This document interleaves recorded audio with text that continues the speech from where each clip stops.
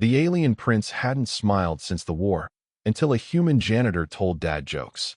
Before we dive into this story, drop a quick hi in the comments and tell me where you're watching from. It really helps support the channel. The grand hallways of the Valerian Imperial Palace stretched endlessly, their crystalline walls reflecting the pale light of 3 distant suns. Within these magnificent corridors walked a figure who carried the weight of an entire civilization's sorrow. Prince Kelrin of House Valora moved through his ancestral home like a ghost, his silver skin dulled by grief, his once bright amber eyes now shadowed and distant. The war had ended 2 years ago, but for Kelrin, the battle still raged in his mind every single day. Kelrin was 23 cycles old, which translated to roughly 19 human years, though his species aged differently. The Valorians were a proud people, tall and elegant, with features that seemed carved from moonlight itself. Their society had flourished for 10,000 years, built on principles of honor, artistic expression, and intellectual pursuit. But the Krell invasion had shattered that peace, turning their beautiful cities into battlefields and their gardens into graveyards. The young prince had lost his mother, Queen Alisera, in the final battle of the war. She had led the defense of the capital city herself, refusing to hide while her people fought and died. Kelrin had been there, fighting beside her, when the Krell war machines broke through their lines. He had watched her fall, had held her as the light faded from her eyes, had heard her final words telling him to be strong for their people. He was 17 then. He had not smiled since that moment. His father, King Theron, ruled now with a heavy heart, trying to rebuild what had been destroyed. The Valerian Empire had survived, but barely. They had been saved only by the intervention of the Galactic Coalition, which had finally mobilized after 3 years of Valerian suffering. The humans had been particularly instrumental in the final campaigns, their unpredictable tactics and relentless determination turning the tide against the Krell forces. The war had ended with the Krell pushed back to their home systems, contained but not destroyed, a compromise that left many Valorians feeling hollow. Kelrin performed his duties mechanically. He attended state functions, represented his father at diplomatic events, and studied military strategy in case the Krell ever returned. But inside, he was empty. The palace physicians had tried everything to help him. They prescribed meditation, herbal remedies, neural alignment therapy. Nothing worked. He went through the motions of living without actually being alive, a beautiful statue pretending to be a person. The palace staff worried about him constantly. They had watched him grow from a joyful child who laughed at everything into this silent, haunted young man. They whispered in the servant corridors about the prince who never smiled, who barely spoke, who seemed to be waiting for something that would never come. Some thought he was waiting to join his mother in the afterlife. Others believed he was simply broken beyond repair. It was on a gray morning, when Kelrin was walking through the lower levels of the palace, that everything changed. He had taken to wandering the service areas because fewer people bothered him there. The nobles and dignitaries who filled the upper levels all wanted something from him, a word, a gesture, some sign that the prince would eventually recover and become the leader they needed. Down here, the servants knew to leave him alone. He turned a corner and nearly collided with a human pushing a cleaning cart. The human was tall by his species standards, perhaps 6 feet, with brown hair that stuck up in several directions despite obvious attempts to comb it down. He wore the standard gray uniform of the palace maintenance staff, but his sleeves were rolled up and his collar was slightly askew. He had green eyes that crinkled at the corners, as if he smiled often, and a face that seemed incapable of taking anything too seriously. The human looked up at Kelrin and his eyes widened slightly. Then he stepped back and performed an awkward bow that was technically correct, but somehow still managed to look casual. "My apologies, Your Highness," the human said in passable Valerian, though his accent was atrocious. "I did not see you there. I was focused on this particularly stubborn floor stain. It appears to be resisting all diplomatic solutions." Kelrin stared at him. Most servants would have been terrified to bump into the prince, even accidentally. This human seemed merely apologetic and possibly amused by his own joke about diplomatic solutions. Something about that struck Kelrin as strange enough to actually pay attention. "What is your name?" Kelrin asked flatly. "Ethan Cole, Your Highness. I am part of the human support staff assigned here after the war." Janitor, first class. The human grinned at his own joke about rank. Well, only class, actually. I am pretty sure I am the only human janitor in the palace. Why are you here? Kelran asked. He meant it existentially, but Ethan took it literally. Oh, you know, the human said cheerfully, someone has to clean these floors. They are beautiful, really, but the crystalline structure shows every single footprint.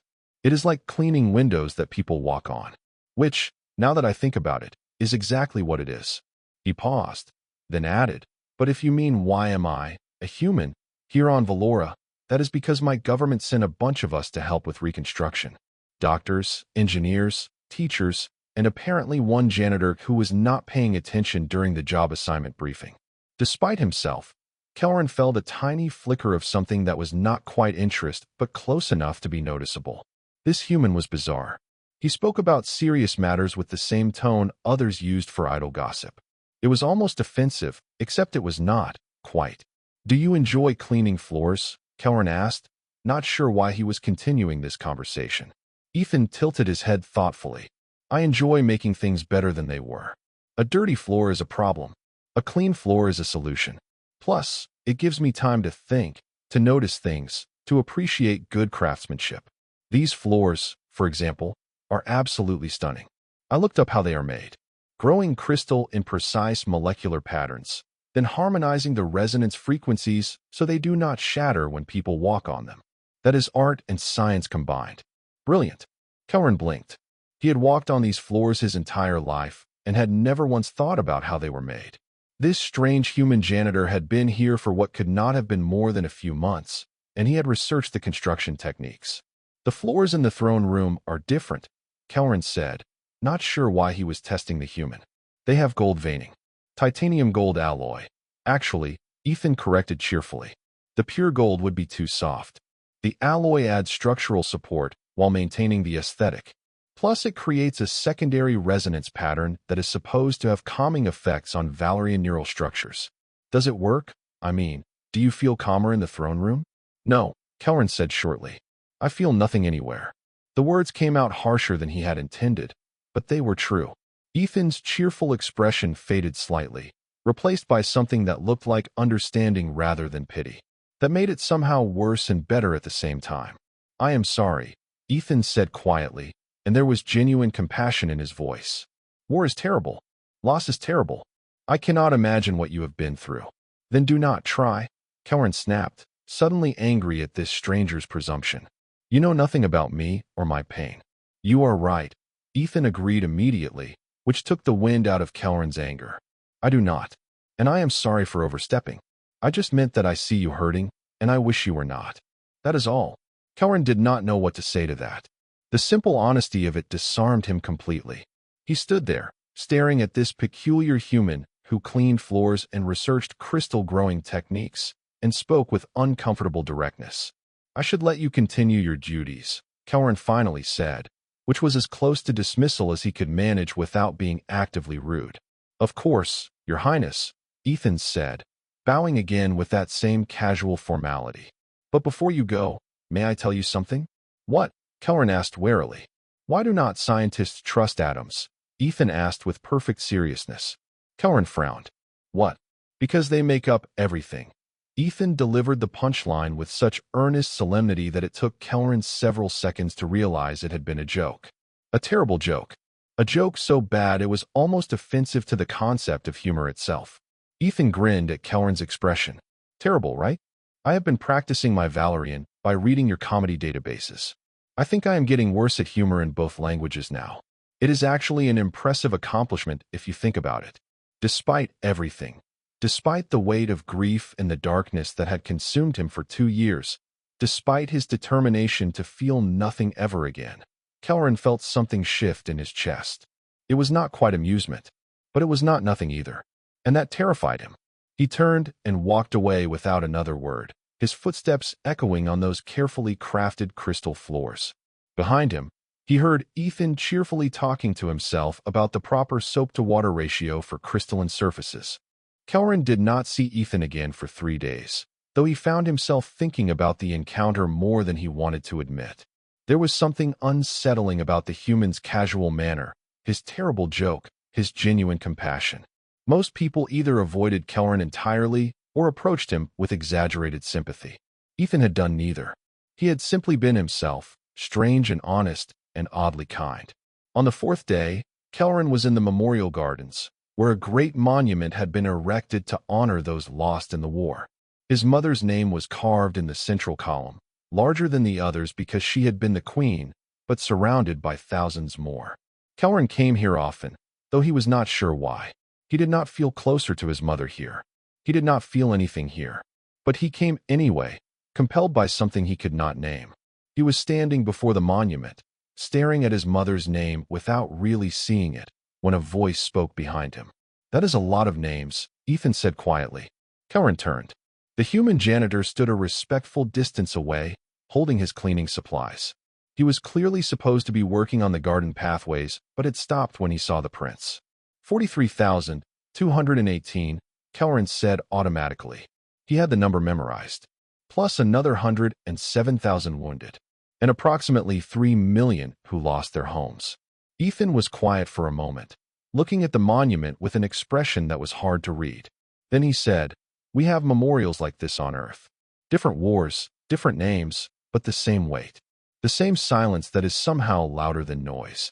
"You fought in your wars?" Kelleran asked. "Me? No," Ethan said, shaking his head. "I am not a soldier. I am just a guy who is good at fixing things and making them clean. But my grandfather fought in the Pacific Campaign. That was a war on Earth a long time ago. He never talked about it much, but I saw how it changed him. How part of him never really came home." Kelleran felt something twist in his chest. That was exactly how he felt. Like part of him had died with his mother and could never come back. "Do you clean the memorial?" Kelleran asked, changing the subject. "Every day," Ethan confirmed. "It is important work. These names deserve to be visible, to be clear. Every name is a person who mattered, who was loved, who had dreams and fears and favorite foods. They should not be hidden by dirt or weather damage." Kelleran looked at the monument again, seeing it differently. He had always thought of it as a grand statement, a piece of history and politics. But Ethan saw it as thousands of individual people, each one real, each one important. It was a different kind of respect, more personal somehow. "My mother's name is there," Kelleran said, pointing. "Queen Alisera." Ethan stepped forward, looking where Kelleran indicated. He was quiet for a long moment, then said, "I clean her name every day with extra care. Not because she was the queen, but because I know she has a son who comes here to visit. I always hope that having her name clear and visible brings you some small comfort." "It does not," Kelleran said honestly. "But thank you for the thought." They stood together in silence for a while. It was not an uncomfortable silence, which surprised Kelleran. Usually, silence with others felt heavy, oppressive, like they were all waiting for him to become someone he no longer was. With Ethan, it just felt like two people existing in the same space. "Your Highness," Ethan said eventually, "may I ask you something personal?" "You are welcome to tell me. It is none of my business." "What?" Kelleran asked, tensing slightly. "Do you think your mother would want you to be this sad?" The question hit Kelleran like a physical blow. Anger flared instantly. How dare this human, this janitor, presume to know what his mother would want? But before he could snap out a response, Ethan continued, "I only asked because I never met her, but I have heard the stories. Everyone in the palace talks about Queen Alisera. They say she laughed often, that she found joy in small things, that she believed life was precious and should be celebrated even in difficult times. They say she used to dance in these gardens during festivals, and that she could make anyone smile just by smiling at them first." Kelleran's anger drained away as quickly as it had come, leaving only exhaustion. Everything Ethan said was true. His mother had been joy personified, even during the darkest days of the war. She had believed fiercely that giving up on happiness was giving up on life itself. "She would hate seeing me like this," Kelleran whispered. "Maybe," Ethan said gently. "Or maybe she would understand that grief takes time, that healing is not linear, that sometimes we need to sit with our pain before we can move past it. But I think, eventually, she would want you to find a way back to living. Not for her, but for yourself." "I do not know how," Kelleran admitted. The confession felt dangerous, like admitting weakness, but also strangely liberating. "Everything feels gray, empty. I go through the motions, but nothing means anything anymore. That is depression, Ethan said matter-of-factly. Clinical, serious, and definitely above my pay grade as a janitor. You should probably talk to someone trained to help with this. But in the meantime, while you are figuring that out, maybe you could try something small. Just one tiny thing that is different from your usual routine. Not to fix everything, because nothing fixes everything all at once. Just to prove to yourself that change is possible. Like what? Kelleran asked skeptically. I don't know, Ethan said with a shrug. Try a new food. Take a different route through the palace. Read a book you normally would not choose. Learn a terrible human joke. The specific thing does not matter. What matters is doing something, anything, that breaks the pattern. Why do you care? Kelleran asked, genuinely curious. You do not know me. I am just another assignment to you. Ethan smiled, and it was warm and real. You are not an assignment. You are a person who is hurting, and I believe people should help each other when they can. Plus, and he grinned wider, I am contractually obligated to maintain all palace surfaces in optimal condition, and your extremely sad face is definitely lowering the aesthetic value of these beautiful gardens. That should have been offensive. It probably was offensive, but something about the way Ethan said it, with obvious affection and that ridiculous grin, made it feel different. Like a friend teasing rather than a stranger judging. That was inappropriate, Kelleran said, but there was no heat in it.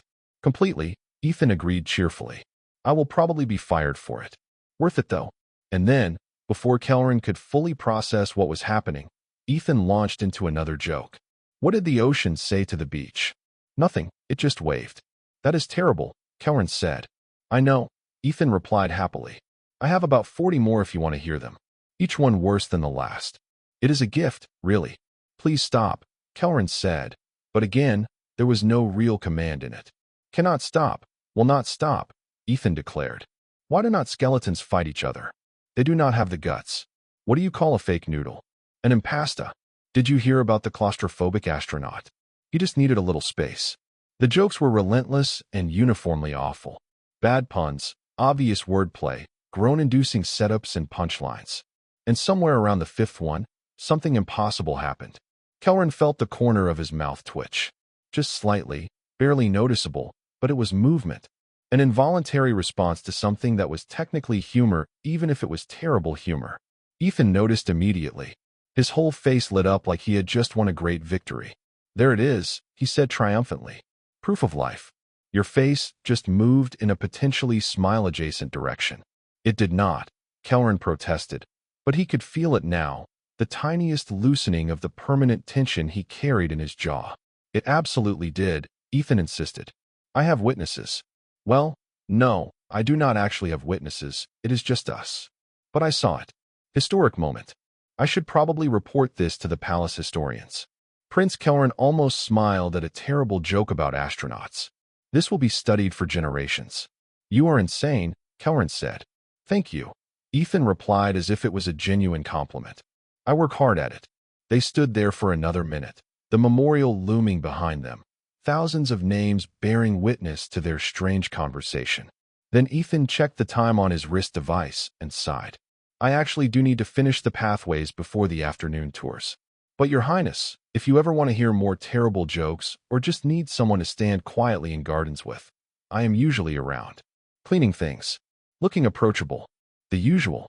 I will consider it, Kelleran said, which was not a commitment, but also not a dismissal. Good enough, Ethan said with a grin. He bowed again, that same casual formal gesture, and headed off to his cleaning cart, humming something that sounded like a human song. Kelleran stood in the gardens for a long time after Ethan left, thinking.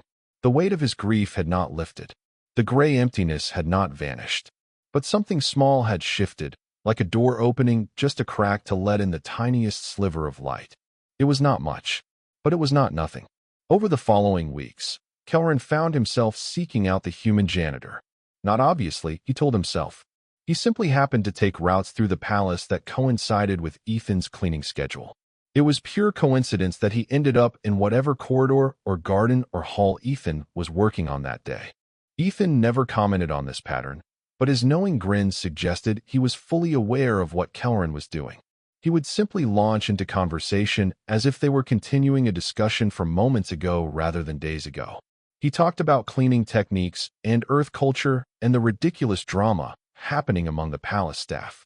He told terrible jokes that slowly, against all logic and expectation, started to get responses from Kelrin. It started with that almost smile in the gardens. Then, a week later, an actual exhale that might have been the ghost of a laugh. Then, astonishingly, an eye roll that Ethan declared was equivalent to a standing ovation. The progression was slow but undeniable. Something in Kelrin was waking up, reluctant and painful, but waking nonetheless. They were in the East Wing library when Kelrin asked the question that had been bothering him. "Why are you really here, Ethan? And do not say it is about the janitor assignment. You could have requested a transfer to somewhere more important, more central to reconstruction efforts. Why stay in a palace cleaning floors?" Ethan set down the cloth he had been using to dust the ancient book spines. He was quiet for a moment, his usual cheerfulness fading to something more serious. "You want the real answer?" "Please," Kelrin said. Ethan gestured to a nearby bench, and they both sat down. The library was empty at this hour, just row after row of books stretching into the shadows, knowledge accumulated over centuries standing silent witness to their conversation. After the war ended, Ethan began, "A lot of us humans wanted to help. We saw what the Krell did, how much your people suffered while the Galactic Coalition debated intervention policies. We felt guilty about not helping sooner. So when they asked for volunteers for reconstruction, thousands of us signed up. I got assigned here specifically because I am not special." "What do you mean?" Kelrin asked, frowning. "The important people, doctors and engineers and diplomats, they got sent to the destroyed cities, the refugee centers, the places with obvious, massive need," Ethan explained. "I got sent to the palace because someone realized that trauma exists here too. That the people living in this beautiful, untouched building are hurting just as much as anyone else. Maybe more, because they are expected to be strong for everyone else." Kelrin had never thought about it that way. The palace had survived the war physically intact, so everyone assumed the people in it were fine. But Ethan was right.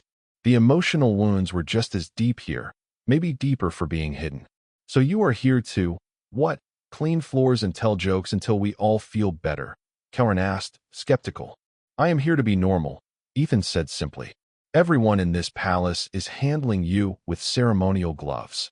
They treat you like you are made of glass, like the wrong word will shatter you completely. They probably mean well, but it is isolating, is not it? Having everyone act like you are too fragile to be real with?" Kelrin felt something clench in his chest because yes, that was exactly what it felt like. He was surrounded by people who would die for him, but would not talk to him like an actual person.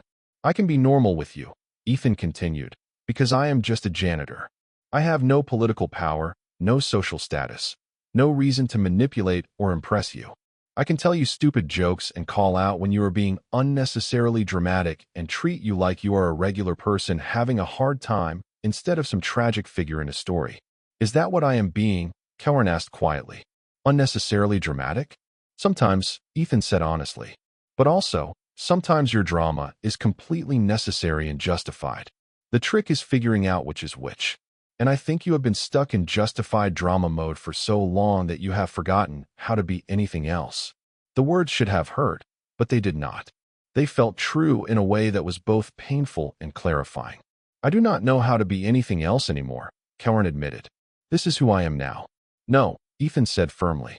"This is who you have been for the last 2 years. But people change. We are supposed to change. Staying the same after trauma is not strength. It is just being stuck. And you deserve better than being stuck." Kelrin looked at his hands, silver-skinned and elegant, hands that had held his mother as she died. "I do not deserve anything," he said. "I lived when so many others did not." Survivor's guilt, Ethan identified immediately. Also above my pay grade, but I recognize it when I see it. "You think you do not deserve happiness because other people died. But here is the thing, Prince Kelrin. Your suffering does not honor them. Your misery does not bring them back. The only thing that actually honors the dead is living well, living fully, showing that their sacrifice meant something because it preserved a world where people can still find joy." Kelrin felt tears burning in his eyes, the first time he had cried since the funeral. He tried to blink them back, but they fell anyway, silver droplets that caught the library's soft light. Ethan did not tell him not to cry. He did not offer meaningless platitudes or awkward comfort. He simply sat there, present and steady, while Kelleran finally let himself feel the grief he had been holding back for so long. When Kelleran finally spoke, his voice was hoarse. "I miss her. Every single day I miss her, and it does not get easier. It will not ever stop hurting," Ethan said gently. "People talk about time healing all wounds, but I think that is nonsense. Time just teaches you how to carry the weight differently. The pain does not go away, you just get stronger at bearing it. And eventually, you can carry both the pain and joy at the same time. That is what healing actually looks like." They sat in silence for a while, surrounded by centuries of accumulated wisdom written in books neither of them was reading. Finally, Kelleran wiped his eyes and took a shaky breath. "Tell me a joke," he said. "Please. Something stupid." Ethan's expression softened. "Why do not eggs tell jokes?" "I do not know," Kelleran said. "Why?" "Because they would crack each other up." "That is idiotic," Kelleran said. "I know," Ethan replied happily. "Why did the scarecrow win an award?" "Because he was outstanding in his field." "What do you call a bear with no teeth?" "A gummy bear." "Why did the bicycle fall over?" "Because it was too tired." The jokes kept coming, each one worse than the last, and this time, finally, Kelleran laughed. It was small and shaky and sounded weird after 2 years of silence, but it was real. Genuine amusement at something genuinely stupid. Ethan's face lit up like Kelleran had just performed a miracle. "There it is," he said softly. "An actual laugh. I am going to get a medal for this. They will write songs about the janitor who made the prince laugh." "Please do not," Kelleran said, but he was almost smiling now. "Too late," Ethan declared. "I am already composing lyrics. They will be terrible. The songs will be terrible. Everything will be terrible, but in a fun way. Despite everything, despite the grief and pain and 2 years of darkness, Kelleran found himself feeling something that resembled hope. It was fragile and frightening and might disappear at any moment, but it was there. "Thank you," he said quietly. "For what?" Ethan asked. "For being here. For being normal. For being you." Ethan smiled, warm and genuine. "Anytime, Your Highness. Anytime." The relationship that developed between Prince Kelleran and Ethan Cole was strange by any standard. Officially, they were prince and janitor, separated by vast social distance. Unofficially, they had become something like friends, though neither of them used that word directly. They simply gravitated toward each other, having conversations that ranged from profound to ridiculous, often within the same discussion. The palace staff noticed, of course. Servants always notice everything. There was quiet concern at first, worry that the eccentric human might be taking advantage of the grieving prince somehow. But as weeks became months, they saw what was actually happening. They saw Kelleran slowly emerging from his fog of depression. They saw him begin to engage with the world again, to show emotions beyond sadness and emptiness. King Theron noticed too. He watched his son carefully, worried about this unusual friendship but unwilling to interfere if it was actually helping. The king had tried everything to reach Kelleran over the past 2 years and failed completely. If a human janitor with terrible jokes could succeed where everyone else had failed, then Theron was willing to accept that gift no matter how strange it seemed. One afternoon, about 3 months after their first meeting, Kelleran found Ethan in the palace gardens again. The human was tending to the memorial, carefully cleaning each name with obvious reverence. Kelleran watched him work for a few minutes before speaking. "Do you ever miss Earth?" he asked. Ethan looked up, surprised. "Sometimes," he admitted. "I miss my family, my friends, food that I actually understand. But mostly I am happy to be here. I feel like I am doing something important, even if it is just cleaning floors." "You are doing more than that," Kelleran said. "You know you are doing more than that." "Maybe," Ethan said with a slight smile. "But the floor cleaning is important too. Do not underestimate the psychological impact of clean, well-maintained spaces. People feel better in environments that are cared for. It is subtle but real." "Is that why you chose this profession?" Kelleran asked. He realized he knew very little about Ethan's background. Ethan set down his cleaning cloth and sat on a nearby bench, gesturing for Kelleran to join him.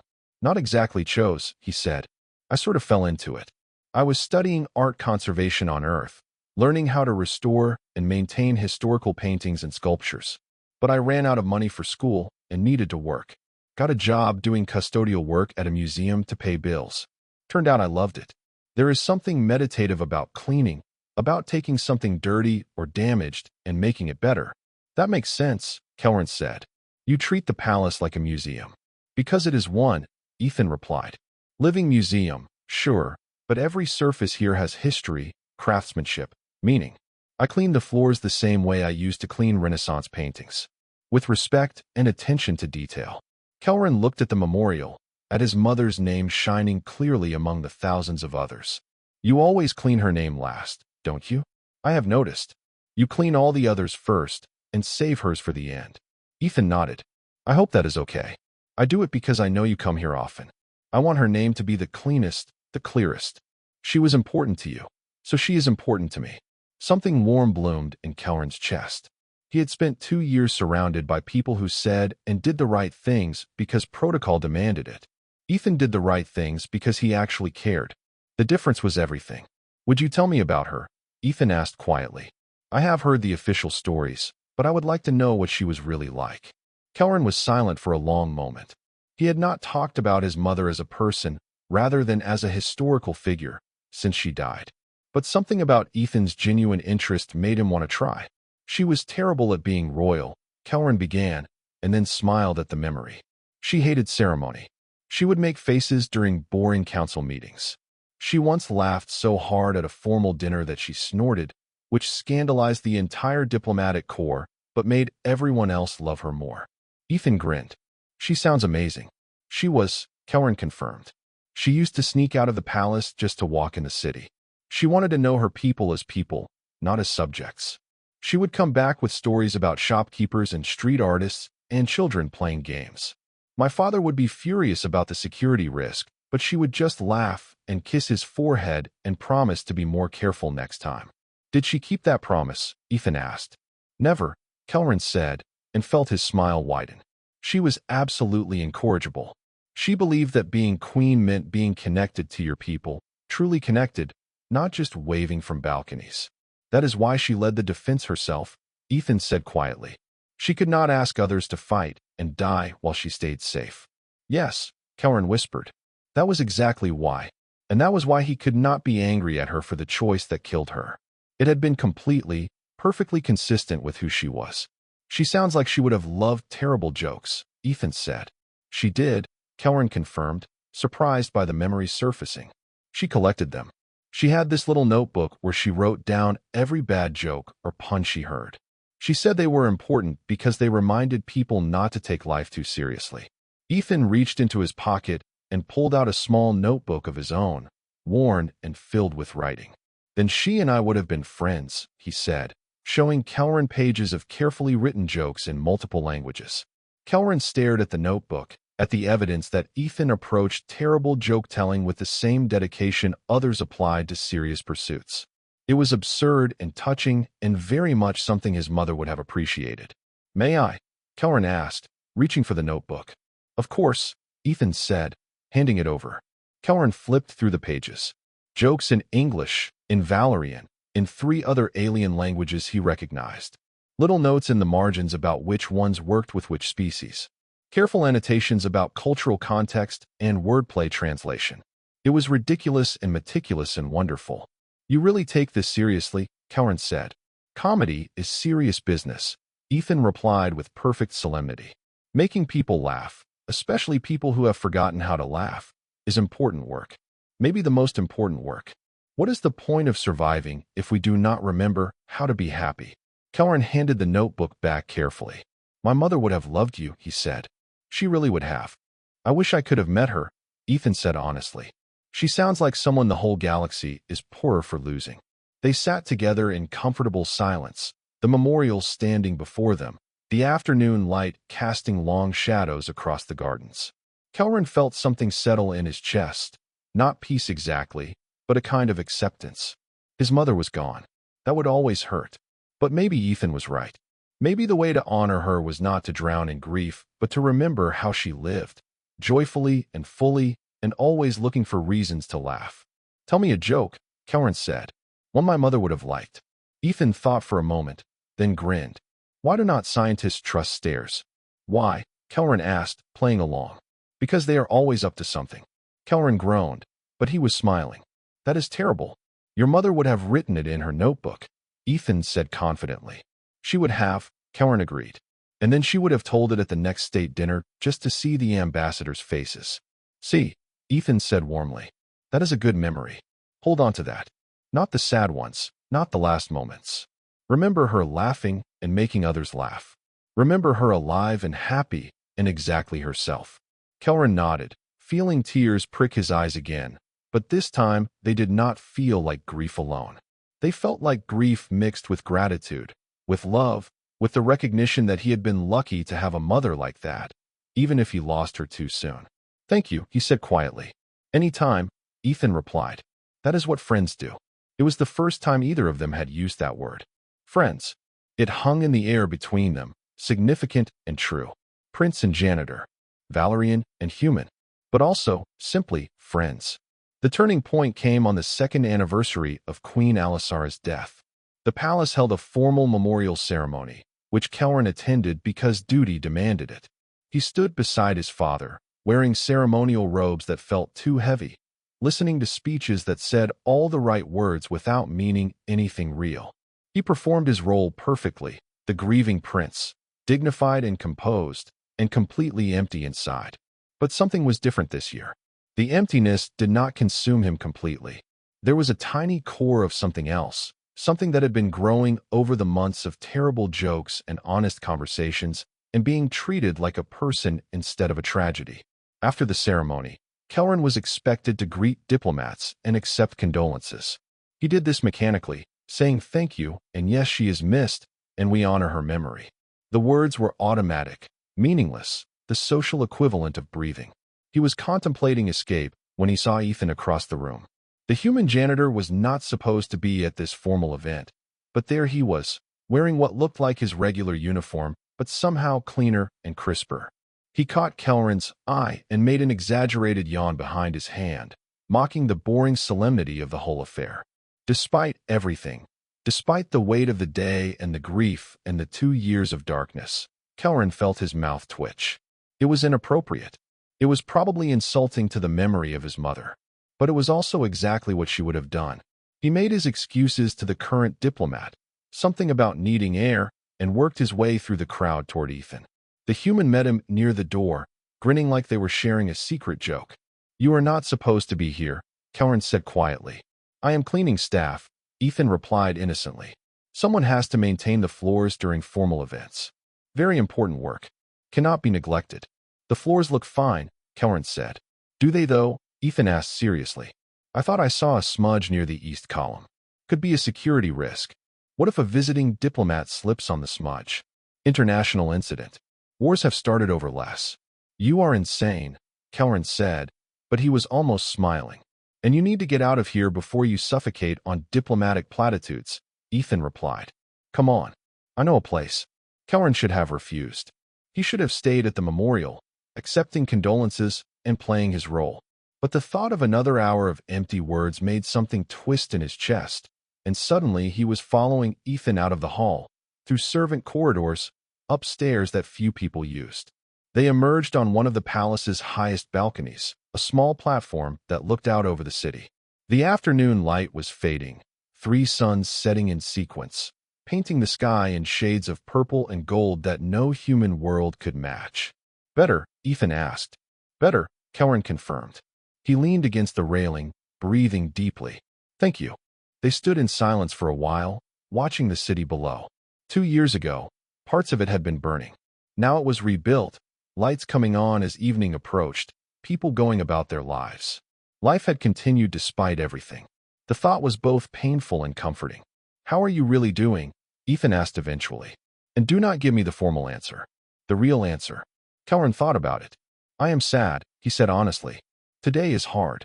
Probably every anniversary will be hard. But I am not drowning anymore. I can feel sad without it being everything I am. That is progress, I think. That is definitely progress, Ethan confirmed. Grief does not have a schedule. You are allowed to be sad sometimes. I am allowed to be happy too, Kelran said, testing the words. That is what you keep telling me.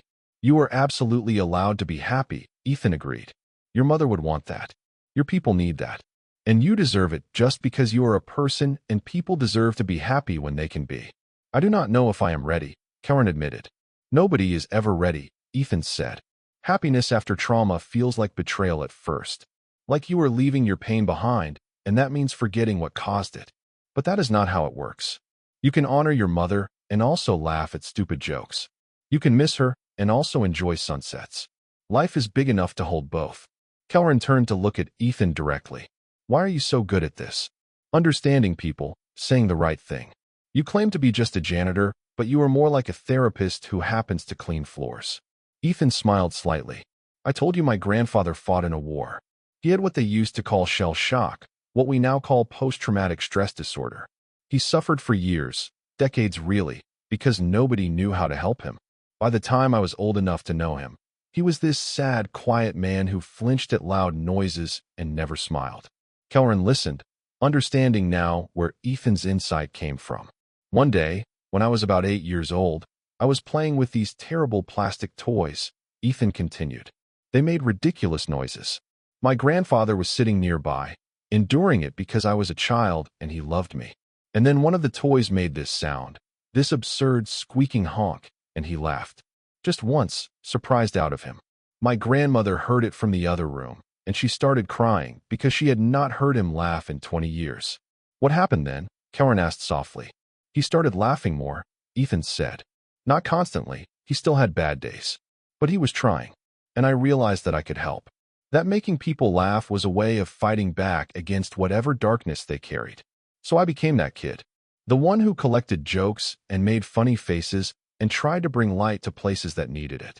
And you brought that here, Karen said. To me. To everyone, Ethan corrected gently. You are not the only person in this palace who is hurting. But yes, especially to you. Because you needed it, and because I could help. That is enough reason. Karen felt something warm spread through his chest. For 2 years, everyone had tried to help him by being serious, by matching his grief, by treating him carefully. Ethan helped by being the opposite, by being light and ridiculous and determinately joyful. It should not have worked, but it did. Tell me a joke, Karen said. A really good one. Or a really bad one. I do not think I can tell the difference anymore. Ethan pretended to think hard. Okay, this one is special. I have been saving it. What did the grape say when it got stepped on? What? Karen asked. Nothing, but it let out a little whine. Karen stared at him. That is possibly the worst joke I have ever heard. I know, Ethan said proudly. Took me 3 weeks to find one that bad.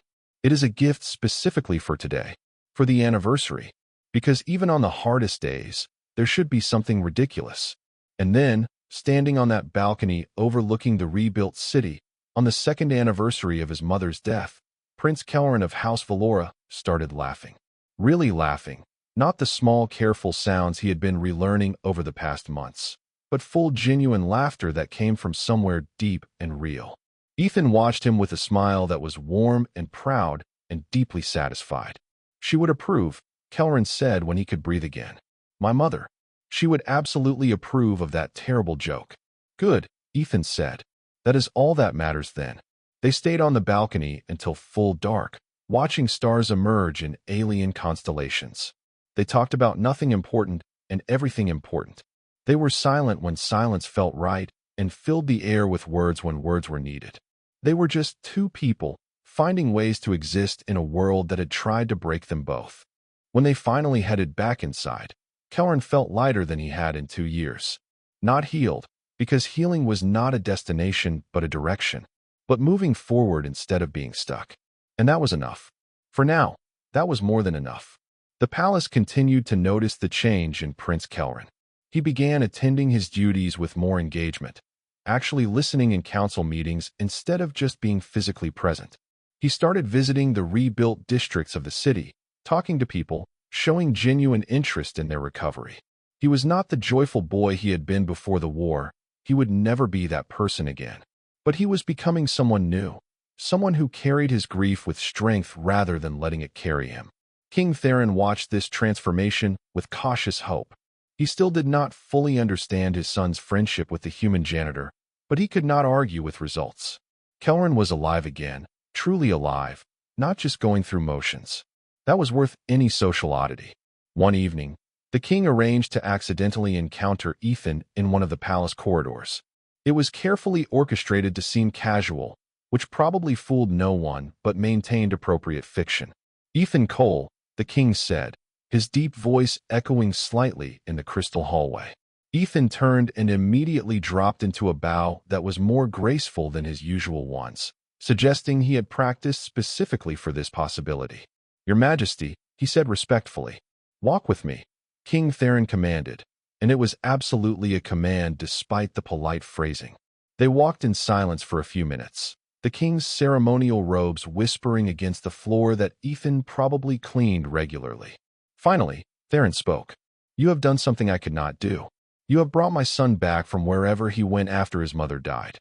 "I did not do anything special," Ethan said carefully. "I just treated him like a person."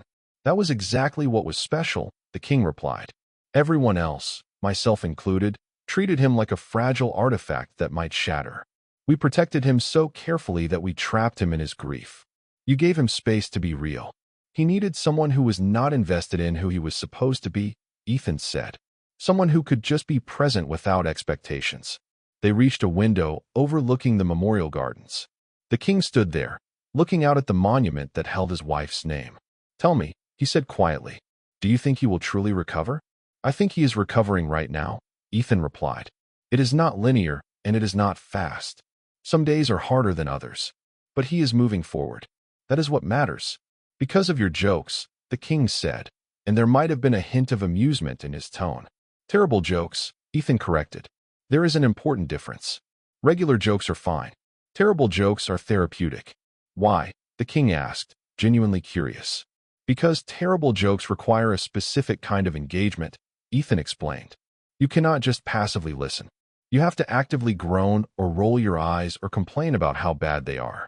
That active response, even negative response, is participation. It is proof that you are present and engaged with the world. For someone who has been emotionally numb, that engagement is everything." King Theron was quiet for a long moment. Then he said, "You are wiser than you pretend to be, human." "I am a janitor who tells bad jokes," Ethan replied with a slight smile. "But I pay attention, and I care. That is not wisdom, just basic decency." "Basic decency is rarer than wisdom," the king observed. He turned to face Ethan directly. "What are your intentions regarding my son?" The question was carefully neutral, but carried weight. Ethan met the king's eyes steadily. "To be his friend, your Majesty. Nothing more, nothing less. He needs someone he can be real with, someone outside the political and social structures of court life. I can be that person. I am leaving Valora eventually, when my service term ends, but until then, I can be his friend. If he wants that." "And you ask nothing in return," the king said, searching for hidden motives. "Friendship is not a transaction," Ethan replied simply. "I help him because helping people is what people should do. The fact that he is a prince is actually irrelevant. I would do this for anyone." The king studied him for another long moment, then nodded slowly. "Very well. Continue your work, Ethan Cole. Both your official work and your unofficial work. You have my gratitude and my permission to maintain your friendship with my son." "Thank you, your Majesty," Ethan said with another respectful bow. As Ethan turned to leave, the king spoke again. "Cole." "Yes, your Majesty?" "Why did the bicycle fall over?" Ethan froze, then turned back slowly, a huge grin spreading across his face. "Because it was too tired?" "My wife loved that one," the king said quietly. "She told it at a formal dinner once." 3 ambassadors walked out in protest at the indignity. She laughed until she cried. "She sounds like she was amazing," Ethan said softly. "She was," the king confirmed. "And you would have liked each other. Thank you for reminding my son of her joy instead of just her death." They parted then, king and janitor, both carrying their grief in different ways, both trying to honor the woman they had lost by continuing to find light in the darkness. 6 months after that first meeting in the corridor, Prince Kelleran had changed dramatically. Not completely, the shadows never fully disappeared from his eyes. But he smiled regularly now, laughed often, engaged with life instead of just enduring it. The palace staff no longer whispered about the prince who never smiled. Now they talked about the unlikely friendship that had saved him. Kelleran and Ethan still met regularly, their conversations ranging across every possible topic. Ethan told stories about Earth, describing oceans and forests and cities so different from Valora that they seemed like fantasy. Kelrin shared Valerian history, the triumphs and failures of his people over 10,000 years. They debated philosophy and politics and whether a specific food item was better hot or cold. They had arguments that got heated and jokes that fell flat and moments of perfect understanding. One day, Kelrin found Ethan in an unusual location, one of the private upper gardens that was normally restricted. The human was sitting on a bench with a book, completely absorbed. "You are not supposed to be here," Kelrin said, announcing his presence. Ethan looked up, completely unrepentant. "I got lost," he claimed with a straight face. "These palaces are very confusing. So many corridors. All the crystal looks the same." "You are reading a book," Kelrin pointed out. "People do not read books when they are lost. They look for directions." "I am reading to calm my panic," Ethan replied solemnly. "The terror of being lost makes me need literature." "What are you really doing here?" Kelrin asked, sitting beside him. Ethan closed the book, keeping his finger inside to mark the place.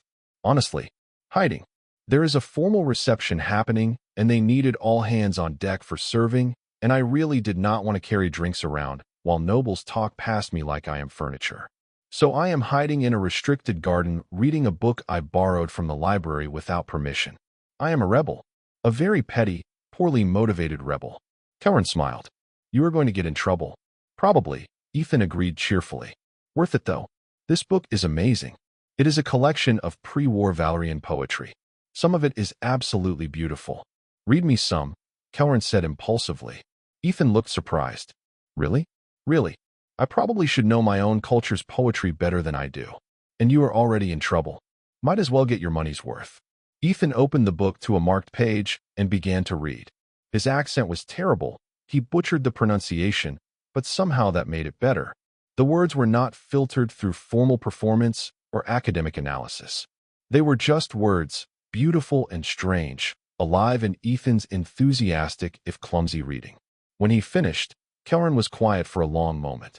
"That was written about 50 years before the war," he said eventually, "by a poet named Sereth. She died in the first Krell assault on the eastern provinces." Ethan closed the book carefully. "I am sorry. Does reading her work make you sad?" "No," Kelrin said slowly. "It makes me grateful. Her words survived even though she did not. That matters. That means something." They sat together in the forbidden garden, surrounded by plants that had been carefully tended through war and peace. The afternoon light filtered through the crystal dome above, creating patterns on the ground that shifted with the angle of the suns. "Can I ask you something?" Kelrin said. "Something I have been wondering about." "Of course," Ethan replied. "Why terrible jokes specifically? Why not, I don't know, inspirational speeches or meaningful proverbs? Why is your whole approach to helping people based on bad puns?" Ethan smiled and set the book aside. "Because terrible jokes are honest," he said. "When someone tells you an inspirational speech or a meaningful proverb, there is this implicit expectation that you will be inspired or enlightened. It puts pressure on you to feel a certain way. But terrible jokes have no expectation except maybe groaning. They are low stakes. If they make you laugh, great. If they do not, that is fine too. They just exist, stubbornly bad, completely sincere in their badness. That is a surprisingly deep philosophy of humor," Kelrin observed. "I contain multitudes," Ethan replied with mock solemnity. "Mostly multitudes of terrible jokes, but still multitudes." "Tell me one," Kelrin said. "Right now?" "Your choice." Ethan thought for a moment, then said, "Why do not oysters donate to charity?" "Why?" Kelrin asked, playing along. "Because they are shellfish." Kelrin groaned dramatically. "That is terrible even by your standards." "Thank you," Ethan said, accepting it as a compliment. "I am quite proud of that one." They fell into comfortable silence again, the kind that only happens between people who are secure enough not to need constant conversation. Kelrin thought about how much his life had changed in 6 months. How this strange human had somehow shown him a path back to being human himself, or Valerian, whatever. The specific species did not matter. What mattered was being alive instead of just existing. "Ethan," he said quietly. "Yeah? Thank you. For everything. For being my friend when I needed one. For not giving up on me even when I was determined to stay miserable. for reminding me that life can still be good even after terrible things happen. Ethan looked at him with an expression that was warm and understanding and just slightly sad. You did the work, he said. I just told jokes. You are the one who chose to hear them, to let them matter, to open yourself up to feeling again. That took real courage. It did not feel courageous, Karen admitted. It felt terrifying. Those are the same things sometimes, Ethan replied. Being scared and doing it anyway. That is what courage actually is. They stayed in the Forbidden Garden until servants came looking for them, worried about the prince's absence. Ethan got lectured about restricted areas, and Karen got chastised for encouraging him, and neither of them cared even slightly. They walked back through the palace together, janitor and prince, friend and friend, two people who had found each other at exactly the right moment. The real test came 3 months later, when news arrived that Krell ships had been spotted near Valerian space. Not an invasion force, intelligence suggested, just scouts probing defenses. But it was enough to send the entire planet into panic mode. War preparations began immediately. The military mobilized. Emergency protocols activated. Kelrin felt the old darkness rushing back like a wave.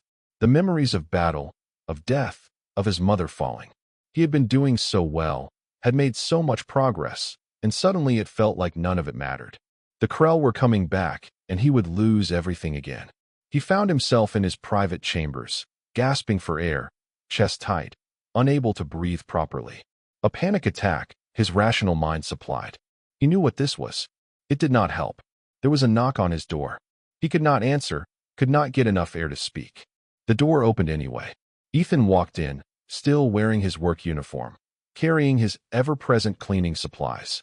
Hey, Ethan said quietly, setting down his cart and approaching slowly. I heard about the Krell ships. Figured you might need some company. Kelrin shook his head, trying to wave him away. He did not want anyone to see him like this, weak and afraid. Ethan ignored the dismissal and sat on the floor beside where Kelrin had collapsed. He did not try to touch him or force him to talk. He just sat there, present and calm. You are having a panic attack, Ethan said conversationally. They are terrible, but they pass. Let us just wait it out together, okay? You do not have to talk or do anything. Just breathe when you can. Kelrin focused on breathing, in and out. Each breath a small victory over the fear crushing his chest. Ethan started talking, his voice low and steady. Want to know something weird about Earth?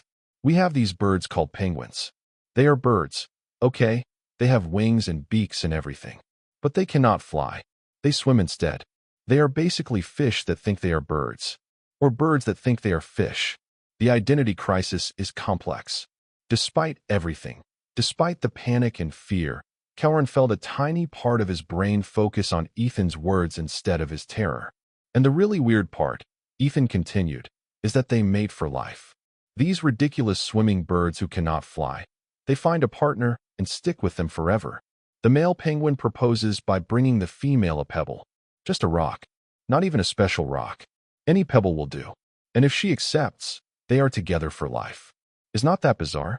The entire future of their relationship depends on a pebble. Kelrin's breathing was starting to slow, to normalize. He could feel the panic receding slightly, pushed back by the sheer absurdity of penguin courtship rituals. I think that is kind of beautiful, though, Ethan said thoughtfully. In a weird way. Finding someone who matters to you and committing completely based on the simplest gesture. No grand speeches or expensive gifts. Just, here is a pebble. I think you are great. Let us be ridiculous swimming birds together. Kelrin managed a shaky breath that was almost normal. That is, he gasped, the dumbest thing you have ever told me. I know, Ethan agreed happily. But you are breathing normally now. So the stupid penguin story did its job. Kelrin looked at him. This strange human who fought panic attacks with animal facts and stayed calm when everything else was chaos. How did you know I needed you? I did not know, Ethan admitted. I heard about the Krell ships and knew today would be hard for a lot of people. Figured I would check on you. Lucky timing. Or good friendship, Kelrin said quietly. That too, Ethan agreed. They sat on the floor together for a long time, not talking much, just existing in the same space. Eventually, Kelrin's heart rate fully normalized and his hands stopped shaking. The panic had passed, leaving him exhausted but clear-headed. They might come back, Kelrin said quietly. The Krell. This might be the start of another war. It might be, Ethan agreed. Or it might be nothing. Either way, you will deal with it. You are stronger than you think. You have already survived the worst thing you thought possible, and you are still here, still fighting, still choosing to live. That is not weakness. I feel weak, Kelrin admitted. Feeling weak and being weak are different things, Ethan said. You feel scared because you are smart enough to understand danger. That is not the same as being unable to handle it. You handled it before. You can handle it again if you have to. But maybe you will not have to. Maybe this is just a probe and nothing more. And if it is not, Kelrin asked, then we will deal with it when it happens, Ethan said simply. You, your father, your military, the Galactic Coalition. You are not alone in this. And specifically, you have at least one friend who will stand beside you through whatever comes. Even if all I can do is tell terrible jokes, I will be here. Kelrin felt something settle in his chest. The fear did not disappear, but it became manageable. He was not alone. He had people who cared about him, who would support him. He had learned how to feel again, which meant he could feel courage along with fear. Tell me a joke, he said. Please. Why do not scientists trust atoms? Ethan asked. You already told me that one, Kelrin pointed out. They make up everything. Okay, different one, Ethan said. What did the 0 say to the 8? What? Nice belt. Kelrin groaned. That is terrible. I know, Ethan replied cheerfully. I have got thousands more if you need them. I am fully prepared to tell bad jokes until this crisis is resolved one way or another. It is my contribution to planetary defense. That is possibly the least useful contribution to planetary defense I have ever heard of, Kelrin said. But he was smiling now. You would be surprised, Ethan replied. Morale is important. Keeping people grounded and functional is important. Making sure the Crown Prince does not collapse from panic is extremely important. So yes, terrible jokes are my weapon of choice against the darkness. Judge me if you want. I am not judging you, Kelrin said quietly. I am grateful for you. They stayed in the room until Kelrin felt stable enough to face his duties. He had meetings to attend, military briefings to sit through, a role to play as prince and future king. But now he felt capable of doing those things without drowning. Ethan's presence, his ridiculous stories and terrible jokes and steady calm, had pulled him back from the edge. As they left the room together, heading back to their respective responsibilities, Kelrin realized something important. He had learned to lean on someone, to accept help instead of suffering alone. That was new, post-war Kelrin, different from the boy who had faced everything with noble isolation. This version of himself was better, stronger for acknowledging weakness and letting others help carry the weight. The Krell probe turned out to be nothing immediate. The ships retreated after scanning Valerian defenses, apparently satisfied that the system was too well protected to attack. The crisis passed without violence, though it left everyone on edge for weeks afterward. During that time, Kelrin spent more time with Ethan than ever. Not because he was falling apart. He was actually holding together remarkably well. But because he wanted to. Because friendship was not just for emergencies, but for everyday life. Because having someone to laugh with made everything better. They established routines. Every 3 days, they would meet in the Forbidden Garden to read poetry together. Ethan still mangling the pronunciation, but improving slowly. Once a week, they would walk the palace grounds at dawn, before the nobles and diplomats filled the halls. Kelrin would point out architectural features and historical details, while Ethan would explain Earth culture and human idioms that made no sense when translated directly. The palace staff stopped worrying about the unusual friendship. Even the most traditionalist nobles accepted that Prince Kelrin was a different person now, shaped by war and grief, and healing in his own way. If a human janitor was part of that healing, then so be it. King Theron officially acknowledged the friendship by granting Ethan a title, an honor that technically meant nothing but symbolized royal approval. Ethan accepted it with good humor, joking that he was now a janitor knight, sworn to clean and protect the realm. He got business cards made that said exactly that. Kelrin kept one in his pocket at all times. One evening, about a year after their first meeting, they were sitting in the memorial gardens as sunset painted the sky in impossible colors. They had just finished reading a particularly moving piece of poetry about loss and recovery. The coincidence was not lost on either of them. Can I ask you something serious? Kelrin said. Always, Ethan replied, setting aside the poetry book. When do you go home? The question hung in the air between them. Ethan's service term was not permanent. Eventually, his rotation would end and he would return to Earth. They both knew this. They had simply been avoiding talking about it. 6 months, Ethan said quietly. My term ends in 6 months. I could extend, but there are rules about maximum service time away from Earth. And honestly, I need to go back eventually. I have a family there, a life. I paused to come here. I know, Kelran said. I do not want you to stay because of me. That would not be fair. But I will miss you. I will miss you too, Ethan said honestly. A lot. But that does not mean this was not worthwhile. Everything ends, every friendship, every moment. That does not make them less real or less important. How do I? Kelran paused, searching for words. How do I keep going without you here? The same way you have been going, Ethan said gently. You do not need me anymore, not like you did at the start. You have remembered how to be alive. You can do that with or without me telling you terrible jokes every day. But I like your terrible jokes, Kelran protested. Then I will send them to you, Ethan promised. Long-distance terrible jokes. I will find the worst puns in the galaxy and transmit them across space. You will groan at them via interstellar communication. It will be beautiful. Despite his sadness, Kelran smiled. You promise? I promise, Ethan said seriously. You are not getting rid of me just because I am on another planet. Friends stay friends regardless of distance. We will figure it out. Kelran nodded, accepting this. 6 more months. He would make them count. Those final 6 months were both the fastest and slowest time Kelran had ever experienced. Fast because he treasured every moment, every conversation, every terrible joke. Slow because he was dreading the end, the moment when Ethan would leave and Kelran would have to continue alone. But something important happened during that time. Kelran realized Ethan was right. He did not need the janitor's constant presence anymore. He had internalized the lessons, the perspective, the ability to find light in darkness. He could be okay without Ethan physically there. It would be different, and he would miss his friend terribly, but he would be okay. He proved this when another crisis hit, a diplomatic incident with a neighboring system that threatened to escalate into conflict. Kelran handled it himself, using skills he had been relearning over the past year. He stayed calm, thought clearly, found creative solutions. He even made a joke during tense negotiations, a terrible pun that broke the tension and let everyone breathe. The diplomats looked shocked. Kelran just smiled and thought about Ethan's influence reaching beyond their personal friendship. When the final day came, when Ethan's transport was scheduled to depart, half the palace came to say goodbye.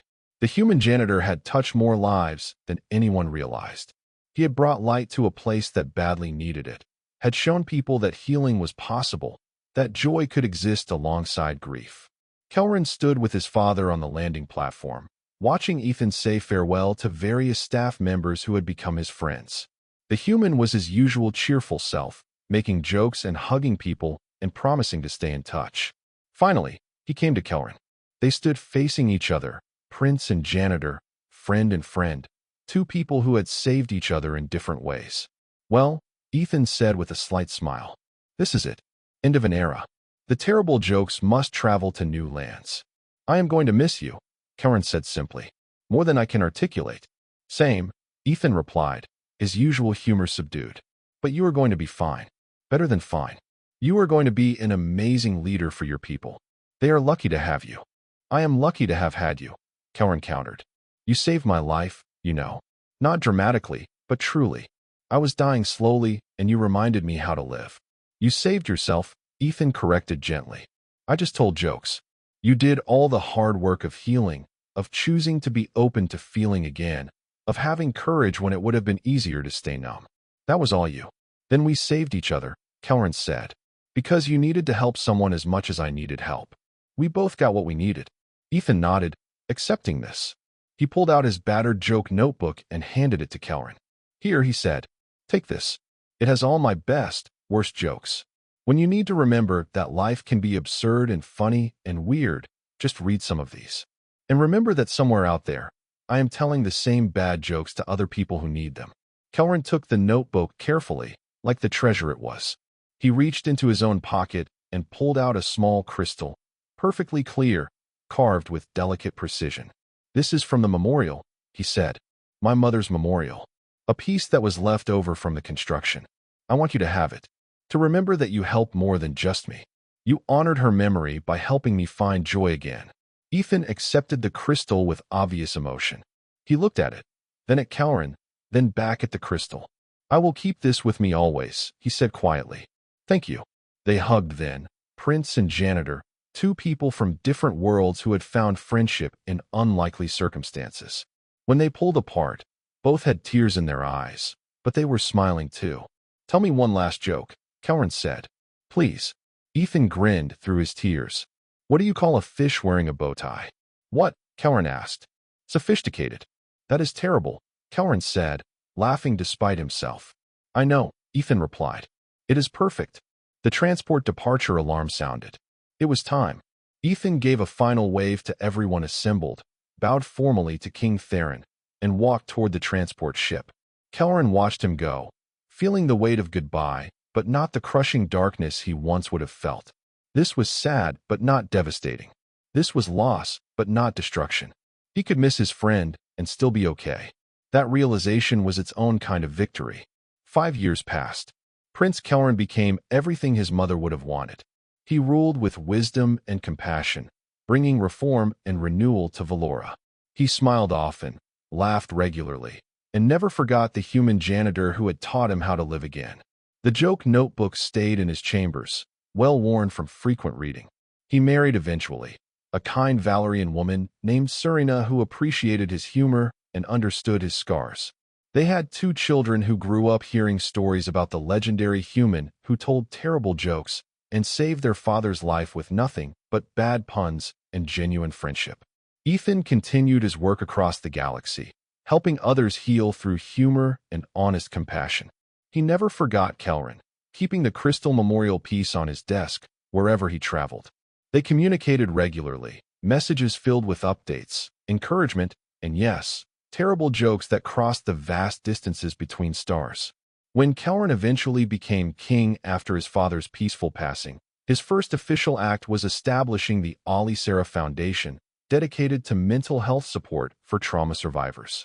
The foundation's symbol was a crystal and a joke book, honoring both loss and healing, grief and joy existing together. On the dedication day, a message arrived from Earth. It simply said, "Why did the king start a mental health foundation? Because he finally understood that healing is not about forgetting pain, but about learning to carry it with grace and humor. Proud of you, my friend." Also, that was not really a joke, just sincere admiration poorly disguised as comedy. I am getting sentimental in my old age. Stay amazing. Ethan. King Cowren read it aloud during the ceremony, to laughter and tears from the assembled crowd. He looked up at the sky, toward distant Earth, and smiled genuinely. His mother would have loved Ethan's terrible jokes. She would have loved seeing her son happy again. She would have loved knowing that even in darkness, even after terrible loss, joy could still find a way to bloom. That night, Cowren stood before the memorial in the gardens, his own children playing nearby, their laughter echoing through the crystalline halls his mother once walked. He touched her name carved in stone and whispered thank you. Thank you for teaching him about joy. Thank you for the sacrifice that saved their world. And thank you for somehow, across death itself, sending him exactly the friend he needed when he needed it most. Life continued. Wars ended and new challenges began. But the lesson remained, carved as permanently as names on memorials. Humanity's greatest strength was not weapons or technology. It was the simple, stubborn insistence that even in the darkest moments, there was still room for terrible jokes, honest friendship, and the courage to choose joy over despair. That was the real victory. That was what it meant to truly live. The alien prince had not smiled since the war. But a human janitor told dad jokes, and everything changed. Not instantly, not easily, but truly and permanently. And in the end, that made all the difference. And that was the end of the story. If you listened all the way to here, don't forget to leave feedback about what you thought of the story in the comments, whether positive or negative. Your feedback helps us improve. Also leave your like and subscribe to the channel for more stories like this one. And I'll leave here on the screen another video that I'm sure you'll like. Big hug, and see you in the next story.